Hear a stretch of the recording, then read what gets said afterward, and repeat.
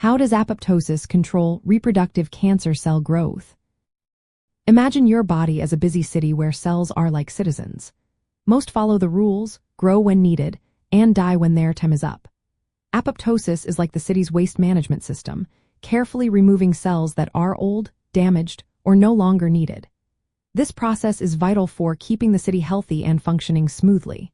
In reproductive organs like the testes and cervix, apoptosis helps maintain a balance, ensuring only healthy cells survive and grow. In normal tissues, apoptosis acts as a quality control system.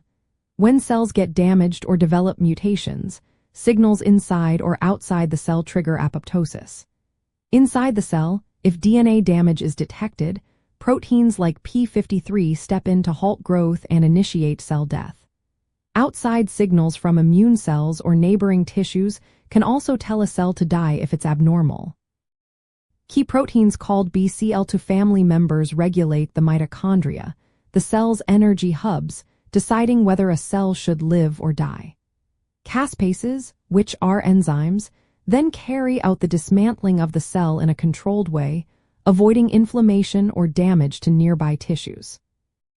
In reproductive tissues, apoptosis prevents the development of cancer by removing cells with genetic errors before they turn into tumors. For example, in the cervix, regular apoptosis helps eliminate cells infected with high-risk human papillomavirus, which is a major cause of cervical cancer.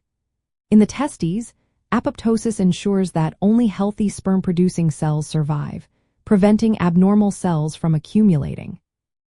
When these apoptotic pathways work properly, they keep cell growth in check and prevent tumors from forming. However, in reproductive cancers like cervical or testicular cancer, these apoptosis mechanisms often break down. Mutations can disable proteins like p53 or overproduce anti-apoptotic proteins such as BCL2. This disruption allows abnormal cells to escape death and continue dividing uncontrollably. For instance, persistent high-risk human papillomavirus infection can interfere with p53, making it harder for the body to eliminate infected or damaged cells.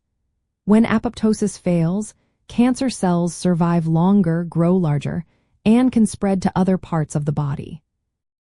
This failure of apoptosis also makes cancers more resistant to treatments like chemotherapy and radiation, which often work by triggering cell death. If cancer cells find ways to block apoptosis, these treatments become less effective. That's why scientists are researching drugs that can restore or boost apoptotic pathways.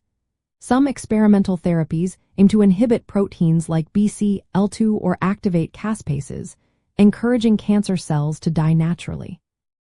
These approaches hold promise for improving outcomes in reproductive cancers, but they are still being studied and are not yet standard treatments. Understanding how apoptosis controls cell growth has opened new doors for cancer therapy. By targeting the mechanisms that allow cancer cells to evade death, researchers hope to develop more effective treatments. It's important to remember that every person's situation is unique, and treatment options should always be discussed with healthcare professionals. Early detection and proper medical care remains the best strategies for managing reproductive cancers.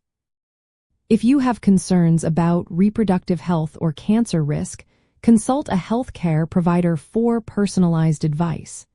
Staying informed and proactive can make a real difference in health outcomes.